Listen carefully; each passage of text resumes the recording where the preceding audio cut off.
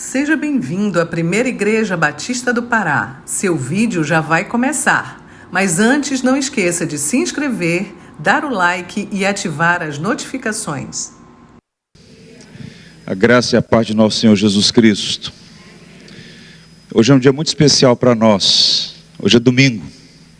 E é sempre bom trazer à memória que foi numa bendita manhã de domingo que o Senhor Jesus ressurgiu dentre os mortos.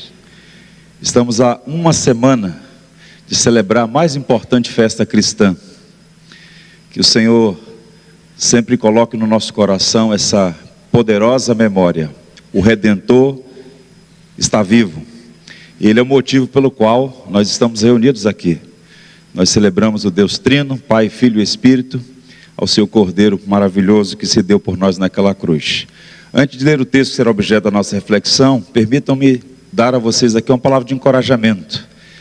Essa é a segunda vez que eu venho a Belém, e a primeira, aqui na Primeira Igreja Batista do Pará. Alegria, agradeço aos pastores pela honra do convite. Ontem, enquanto nós jantávamos, eu fiquei vendo esse cenário da graça.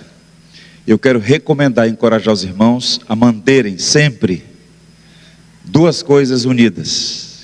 São, entre outras coisas, qualidades de uma igreja saudável. Toda igreja deve ser necessariamente uma escola que ensina e uma mãe que acolhe. Nós precisamos de fundamentos teológicos, respaldados na nossa rica tradição, uma igreja doutrinal, confessional, fundamentada na fé que foi entregue aos santos. Mas ao mesmo tempo, precisamos ser uma igreja relacional. Igreja é relacionamento também, com Deus e com os nossos irmãos. E como é bom ver a vida da igreja. A igreja não é apenas um ponto de pregação, um local onde você vem receber instrução, conquanto seja absolutamente necessário.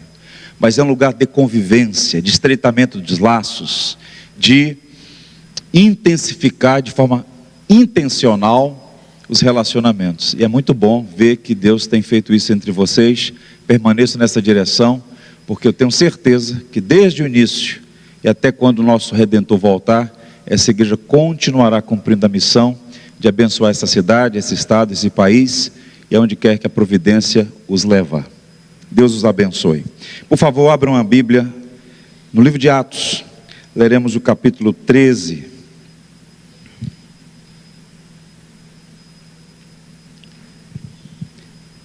Os versos 1 a 3. De Antioquia para o mundo, movidos pela graça até os confins da terra. É o tema da nossa reflexão à luz de Atos, capítulo 13, versos 1 a 3. Assim diz a viva e eficaz palavra de Deus.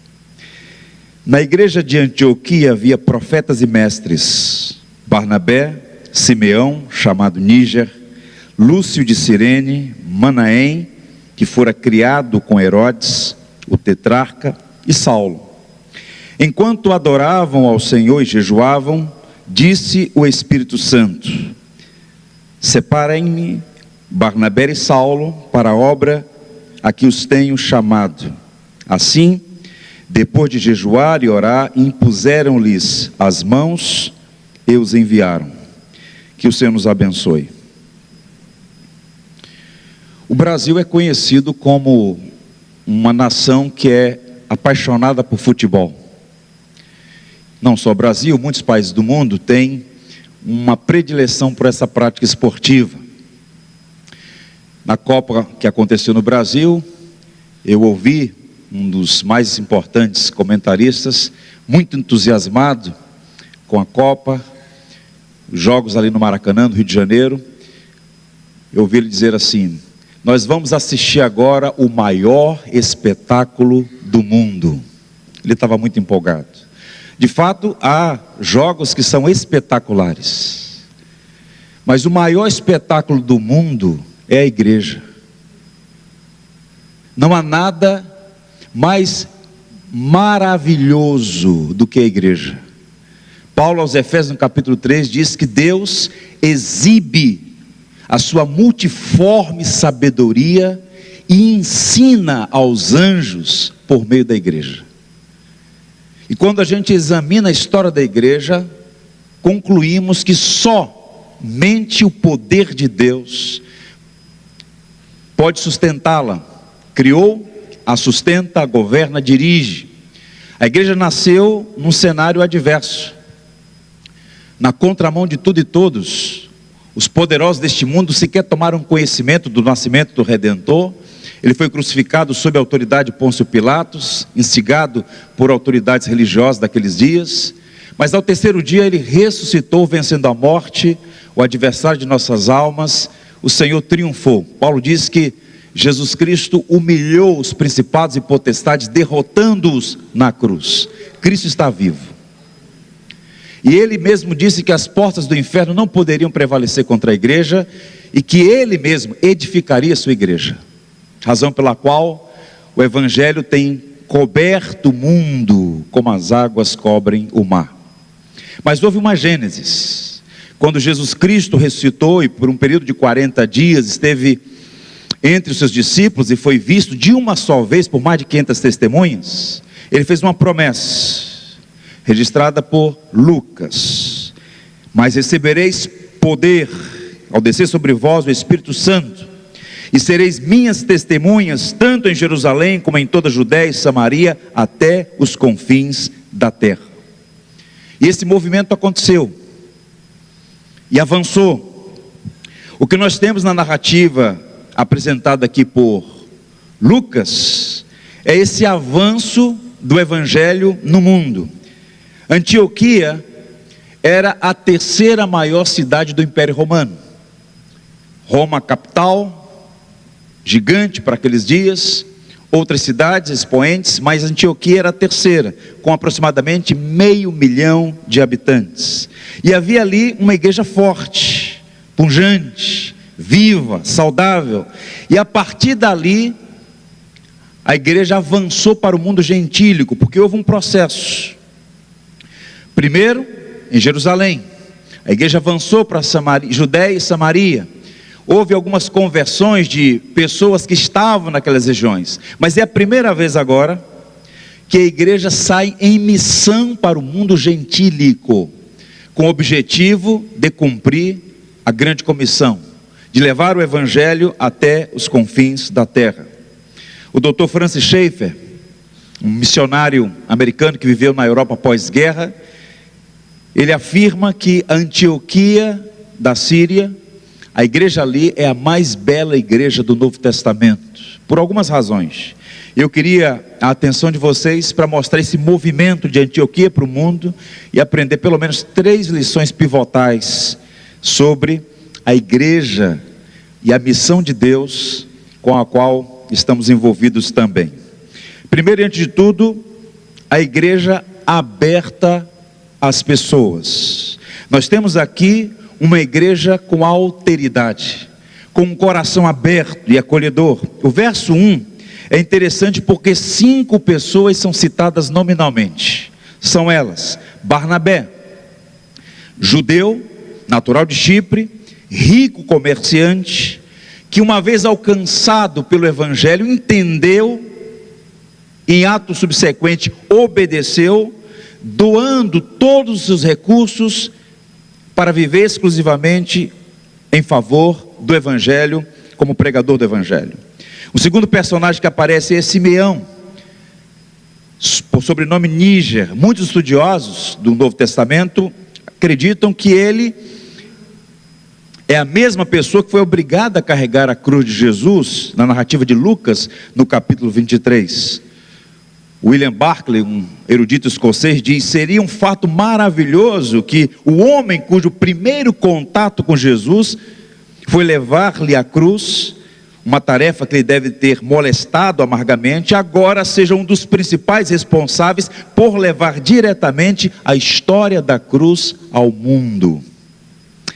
Um terceiro personagem, Lúcio de Cirene, no norte da África. Curioso notar, embora todo o norte da África desde o 7º século tenha sido islamizado e a presença cristã hoje seja ínfima, o norte da África foi por muito tempo o berço do cristianismo, uma região de rica produção teológica. Cartago, Alexandria sobretudo, o cérebro do Império Romano naqueles dias. Um quarto personagem, Manaém, colasso de Herodes. Na Ara diz criado com Herodes, isto é, ele era irmão de leite de Herodes Antipas, o mesmo homem que mandou assassinar a João Batista. Portanto, ele era alguém com conexões com a aristocracia. E por fim, Saulo, natural de Tarso, judeu e cidadão romano. Portanto, Antioquia era uma igreja aberta às pessoas. Havia diferenças. Eu queria que você prestasse bastante atenção nisso, sem anacronismos e sem intervenções inadequadas ao texto. Mas percebam, Antioquia era uma igreja aberta às pessoas. Havia diferenças étnicas. Primeiro, judeus e gentios. Segundo, havia diferenças sociais, pobres e ricos. Mas todos eram bem recebidos naquela igreja. Porque a igreja de Jesus Cristo foi projetada, engendrada, planejada por Deus para ser uma comunidade, conforme diz João na sua visão, composta de gente de todas as tribos, línguas, povos, raças e nações. Deus amou o mundo, a pessoa humana, e se deu por nós intensamente naquela cruz. E qual é a primeira aplicação que eu quero destacar aqui? A igreja de Jesus Cristo é uma congregação de pessoas diferentes, mas unidas no Evangelho, e deve estar aberta a todos, embora não aberta a tudo. Há uma grande diferença. Portanto, irmãos, vejam, o que está acontecendo aqui é o cumprimento de uma promessa que Deus fez milênios atrás a Abrão. Em ti serão benditas todas as famílias da terra, todas as etnias da terra. E de fato, aquela igreja embrionária, ainda pequena, já revela um retrato 3x4 desse projeto maior. Não somos apenas algumas dezenas, algumas centenas de pessoas reunidas na manhã desse dia. Nesse exato momento, em várias partes do mundo, há remidos adorando o Cordeiro ressurreto. Gente diferente, mas que foram batizadas no mesmo Espírito, que tem a mesma fé, que tem o mesmo Deus, o mesmo pastor, que faz parte do mesmo rebanho, um só rebanho, um só pastor. Portanto, a igreja precisa aprender a ser relacional. Mas o que tem acontecido? Um estudioso desse fenômeno, que eclodiu na década de 60 do século passado, das revoluções culturais, que colocaram o mundo de ponta cabeça, disse assim, Alvin Toffler: a igreja nasceu como um fato na Palestina, veio para a Grécia e tornou-se uma ideia, foi para Roma e tornou-se uma instituição, foi para os Estados Unidos e tornou-se um empreendimento, veio para o Brasil e tornou-se um evento. Nós precisamos urgentemente parar, pensar e refletir a natureza da igreja, a missão da igreja, os distintivos da igreja. Quem não conhece a sua identidade vai errar no cumprimento da sua missão. E aqui nós temos uma igreja que para nós é uma referência, de uma igreja missionária, de uma igreja aberta às pessoas, de uma igreja que entendeu a sua vocação e se dispôs, a despeito das limitações todas, a cumprir o mandato de nosso bendito Senhor Jesus Cristo.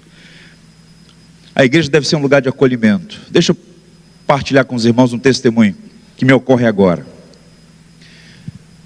Ainda nos dias em que estudava no Seminário do Sul, desci na estação de Botafogo e caminhei em linha reta para a igreja onde hoje eu sou pastor, Igreja Batista do Jardim Botânico. São exatamente 2,5 quilômetros em linha reta, São Clemente, Avenida Humaitá, Jardim Botânico 86. Já perto da igreja encontrei uma pessoa, o Jorge, um artista muito capaz, um pintor talentosíssimo. Eu havia contratado o Jorge para pintar uma tela da Enseada de Botafogo, mas perdi contato com ele, e quando eu vi, olha que coisa boa te encontrar aqui. Começamos a conversar, casado, pai de 3 filhos, trabalhava num grande jornal da cidade e também atuava como pintor. Conversamos e quando eu olhei no relógio, já tinha passado um tempo. Eu falei, olha, eu preciso ir que eu tenho um compromisso, vou despachar e depois ainda vou ao seminário. E inadvertidamente, de forma involuntária, dei um abraço nele. Quando o abracei, ele olhou para mim, se emocionou e disse assim: eu não recordo qual foi a última vez que eu recebi um abraço. Nós vivemos num mundo marcado pelo desafeiçoamento, pelo aumento da iniquidade e o esfriamento do amor, pelo desfibramento moral, pela falta de abertura ao outro. Há muito espírito belicoso, há muita gente beligerante, que gosta de confusão, incapaz de amar, incapaz de servir, incapaz de se dar. A igreja tem que estar aberta às pessoas, a ser acolhedora às pessoas. A palavra viva alcança a mente, vem ao coração, mas as ações, o testemunho, arrasta as pessoas. E aí, quando a igreja se dispõe a ser aberta, acolhedora, amorosa, fraterna, misericordiosa, isso causa impacto. E aquela igreja, a igreja em Antioquia, era uma igreja aberta às pessoas. Eu oro para que a primeira igreja batista do Pará seja sempre uma igreja aberta às pessoas, e que as diferenças não façam diferença na convivência, porque o que nos une é muito maior do que o que eventualmente nos separa, para a glória de Cristo. Segundo, uma igreja aberta para Deus. Os versos subsequentes, 2 e 3, dizem assim: e servindo eles ao Senhor e jejuando, disse o Espírito Santo: separai-me agora a Barnabé e Saulo, para a obra que os tenho chamado. Então, jejuando e orando e impondo sobre eles as mãos, os despediram. O que isso aponta para nós? Pode soar estranho, uma igreja aberta para Deus? Sim, porque existe a real possibilidade de uma igreja estar fechada para Deus. Vide o caso, por exemplo, de Laodiceia. Vide, por exemplo, o caso da igreja em Éfeso. Está muito bem documentado. Jesus Cristo não fez, por exemplo, a igreja em Éfeso uma crítica quanto à sua atividade, seus ministérios. Era uma igreja pujante, com muitas atividades, ministerialmente engajadas, mas Cristo diz: olha, eu tenho apenas contra ti uma coisa: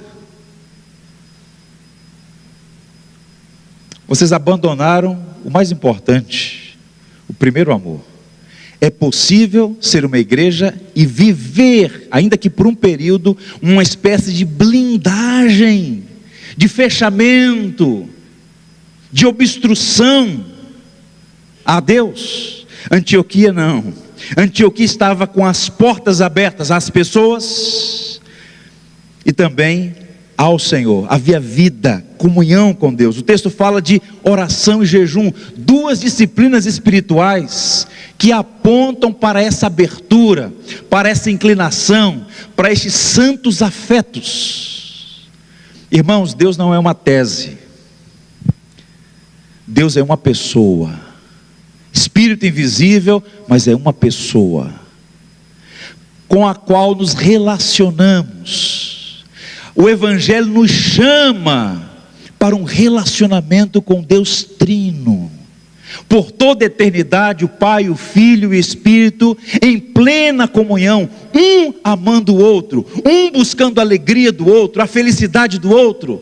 E a nossa vocação é ser envolvidos nessa santa comunhão do Deus Trino. Isso se dá pela palavra, isso se dá pelas disciplinas espirituais e a oração, que é um poderoso meio de graça. Não soltamos palavras ao vento, não é um exercício inócuo, não, é um poderoso exercício espiritual. Falar com Deus, mediados pelo Filho, assistidos pelo Espírito. A oração é trinitária.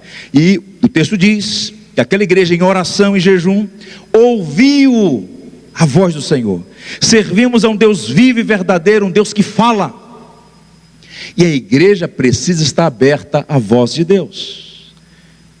O grande problema entre outros, é que nós vivemos numa cultura barulhenta, numa cultura com múltiplas demandas, agenda intensa, multidões, pressa, e essas coisas todas vão entupindo os nossos corações, vão tornando o coração refratário à graça. Portanto, que o Senhor nos ajude a ter um coração aberto para Deus. O Deus grande não pode ser apequenado. Essa obra que estamos tratando aqui, a obra de missões, não é uma obra que pode ser realizada pelo engenho dos homens. É uma tarefa impossível a nós. Sem mim nada podeis fazer. O Cristo que nos deu mandato missionário disse: todo poder me foi dado nos céus e na terra. Eis que estou convosco todos os dias até a consumação dos séculos. Nós somos enviados em missão e Ele vai à nossa frente. É o seu Espírito que quebranta o coração do ímpio. É o Senhor quem abre as portas para a pregação do Evangelho. Depende dEle, é uma sinergia. Nós somos cooperadores de uma obra, como eu disse ontem, cujo final será gloriosa. O Evangelho triunfará, porque Cristo é Senhor. Agora precisamos ser mobilizados à oração. Alguém disse assim: contamos com muitas pessoas que sabem organizar, mas poucas dispostas a agonizar. Muitas que contribuem, poucas que oram. Muitos pastores, mas pouco fervor. Muitos temores, mas poucas lágrimas. Muitos se interferem, mas poucos intercedem. Muitos que escrevem, poucos que combatem. Se fracassarmos na oração, fracassaremos em todas as frentes de batalha. E eu peço aos irmãos, eu os conclamo em nome de Cristo, mobilizem-se para a oração. Há um fenômeno estranho e temerário, nocivo: os cultos de oração esvaziados. E as evasivas são variadas, mas nada justifica a nossa falta de dedicação à oração pública, à oração comunitária, a igreja reunida para orar, para discernir os caminhos de Deus. A falta de oração é um atestado de presunção. Meu objetivo aqui não é lançar culpa sobre você, porque essa não é uma trilha, é uma avenida pela qual muitas pessoas já passaram. O que a gente precisa fazer é aprender com aqueles que nos antecederam como manter uma vida regular de oração, privada, familiar e comunitária. A igreja precisa orar, e Deus fala por meio da oração. É um diálogo. O Espírito Santo falou àquela igreja: separai-me a Paulo, a Barnabé e a Saulo. Uma terceira verdade que essa passagem aponta para nós: além de ser uma igreja aberta às pessoas, além de uma igreja aberta a Deus, uma igreja missionária. Aí sim, você tem os dois fundamentos a partir dos quais ela pode agir adequadamente: aberta às pessoas, sensível à direção de Deus. O texto vai dizer: então jejuando e orando, impondo-lhe sobre ele as mãos, os despediram. Enviados, pois, pelo Espírito Santo, desceram a Seleucia e dali navegaram para Chipre. De Antioquia, eles fazem um caminho até o porto da Síria, Seleucia, e atravessam, e vão para o Chipre, uma grande ilha no meio do Mediterrâneo, e começa ali a primeira expedição missionária para o mundo gentílico. O engenho, o projeto de Deus está se cumprindo. A história da redenção não era apenas para os judeus. De fato, a salvação vem dos judeus. Jesus Cristo é filho de Abraão, filho de Davi. E devemos ter muito apreço pelos nossos irmãos mais velhos, pelo povo do livro, e orar por sua conversão, e nunca compactar com aqueles que são detratores do povo judeu.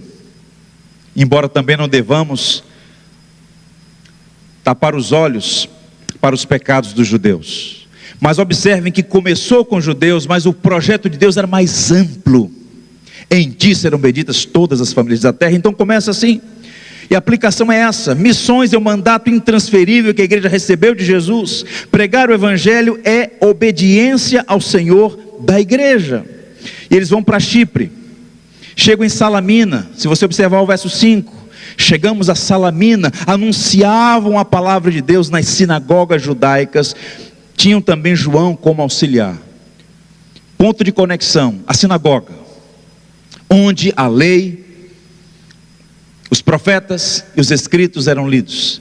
Então Saulo e Barnabé ali chegaram e primeiro pregaram na sinagoga, na ponta ocidental da ilha. Depois atravessaram até Pafos, e durante toda aquela incursão missionária eles evangelizavam. E Lucas, um grande historiador, o médico amado, concentra o nome de 3 cidades e eventos que ali aconteceram. Certamente houve muito mais coisas, mas ele destaca Pafos, Antioquia da Pisídia e Listra.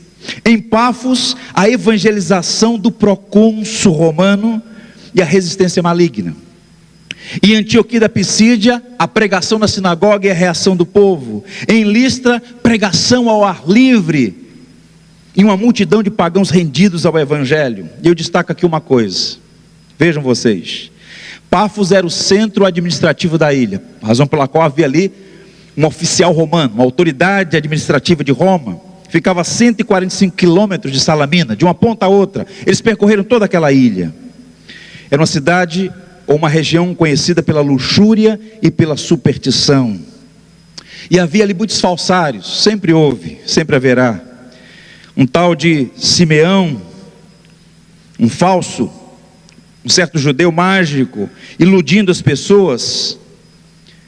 E então Paulo começa a pregar o evangelho e percebe que há ali uma atividade maligna que tenta afastar da fé o procônsul. E Lucas vai registrando todos esses eventos para mostrar uma coisa importante: que na pregação do evangelho sempre haverá oposição, mas nada pode deter o poder do Espírito Santo. E quando Deus quer fazer, Ele faz. E então o texto vai dizer assim: todavia Saulo, também chamado Paulo, cheio do Espírito Santo, fixando nele os olhos, disse: ó filho do diabo, cheio de todo engano, de toda malícia, inimigo de toda justiça, não cessarás de perverter os retos caminhos do Senhor?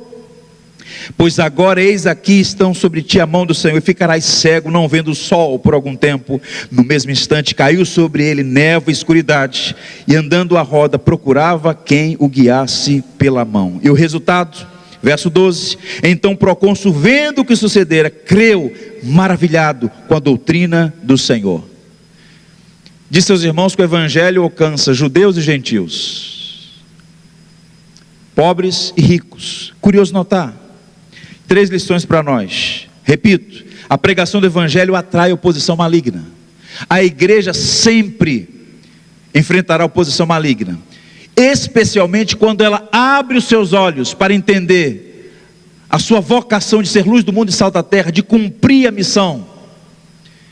Razão pela qual Paulo diz aos Coríntios: mas se o evangelho ainda está encoberto, para os que se perdem está encoberto, nos quais o Deus desse século cegou o entendimento dos incrédulos, para que não lhes resplandeça a luz do evangelho da glória de Cristo, que é a imagem de Deus. Portanto, a oração é fundamental, uma dependência total da graça e da misericórdia de Deus. A igreja não pode retroceder, pelo contrário, ela deve avançar, consciente de que haverá oposição do adversário de nossas almas, deste mundo que é um sistema opositor, antagônico ao evangelho, e do próprio coração refratário do ímpio. Mas essas 3 forças, ainda que juntas e potencializadas, não podem deter a palavra viva do Deus vivo.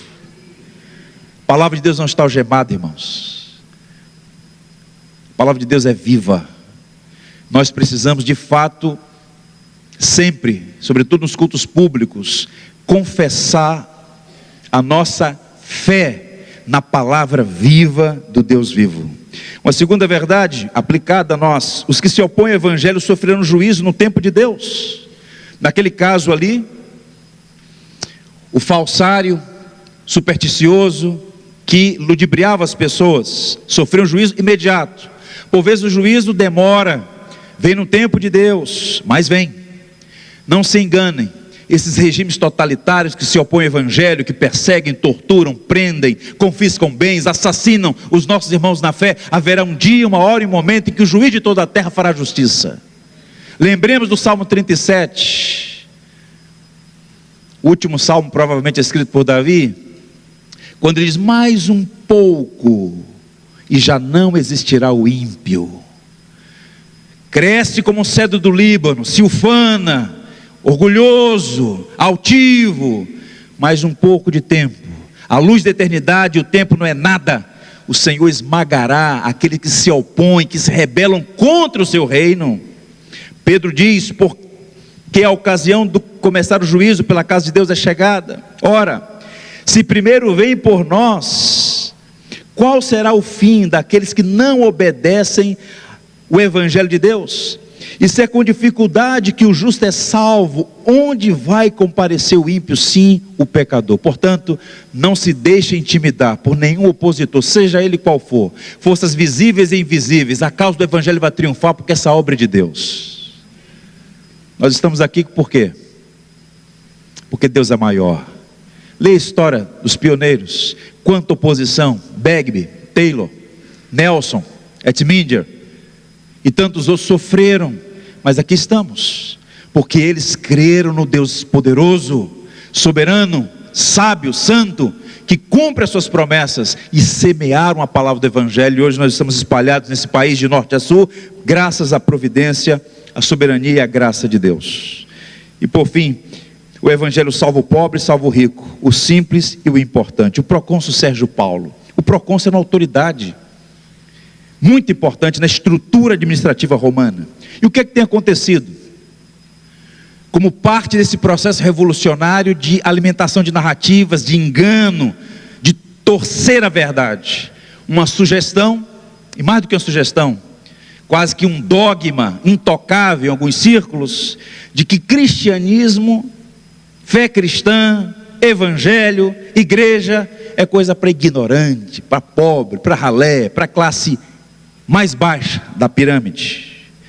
É bem verdade que o Senhor Jesus orou assim: graças te dou, ó Pai, porque ocultastes essas coisas aos grandes entendidos e a revelaste aos pequeninos. Deus se opõe aos orgulhosos, mas aos humildes concede graça.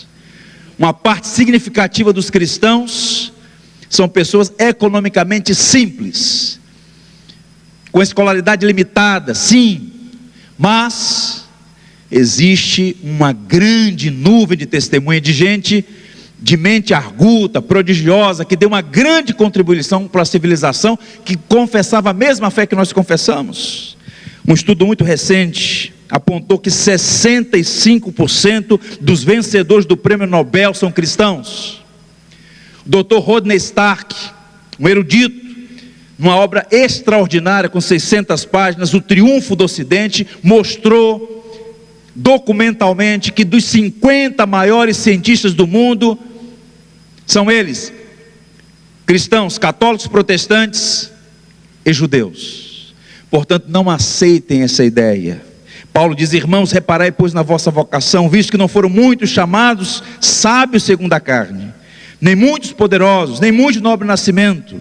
Não foram chamados muitos, mas foram chamados alguns. E procônsul Sérgio Paulo foi um deles, alcançados pela maravilhosa graça de Deus. E o Senhor tem feito isso. Em nossa igreja é impressionante a quantidade de pessoas que vêm dos mais variados círculos e que abraçam a fé, porque a fé cristã não é um salto no escuro, não é um chamado para suicídio intelectual. A fé cristã é robusta, fundamentada na verdade, testada e aprovada pelo tempo, e a gente precisa ter esse entendimento e cumprir a missão, alcançando a todos, os mais simples, os da alta sociedade, judeus e gentios. As diferenças existem. Essa sugestão de igualdade, ela é uma completa fantasia. Existem diferenças e sempre existirão. Eu termino lendo aos irmãos um texto que é uma sinopse do avanço dessa obra, escrita por um autor chamado Philip Schaff, um homem que escreveu uma história, um livro sobre a história das missões. Ouçam atenciosamente. Não havia sociedades missionárias nem instituições missionárias, nenhum esforço organizado nos 3 primeiros séculos, e em menos de 300 anos, a população toda do Império Romano, que se representava como mundo civilizado, foi nominalmente cristianizada. Cada congregação foi uma sociedade missionária, e cada cristão missionário inflamado pelo amor de Cristo a converter o seu amigo. Cada cristão contou ao seu próximo, o trabalhador ao seu companheiro de trabalho, a história de sua conversão, como o marinheiro conta a história do resgate de um naufrágio.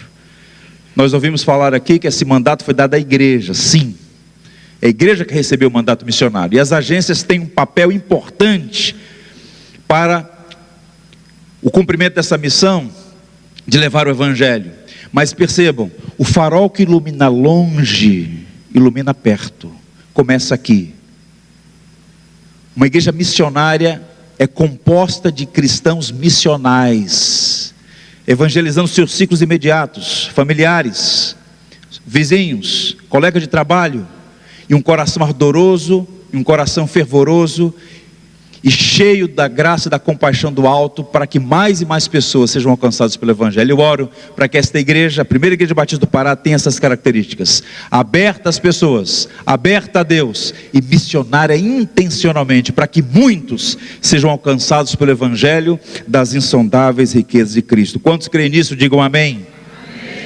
Seja Deus gracioso para conosco, que nos abençoe, faça resplandecer sobre nós o rosto, para se conheça na terra o teu caminho, e em todas as nações a tua salvação. Que assim seja, que o Senhor os abençoe.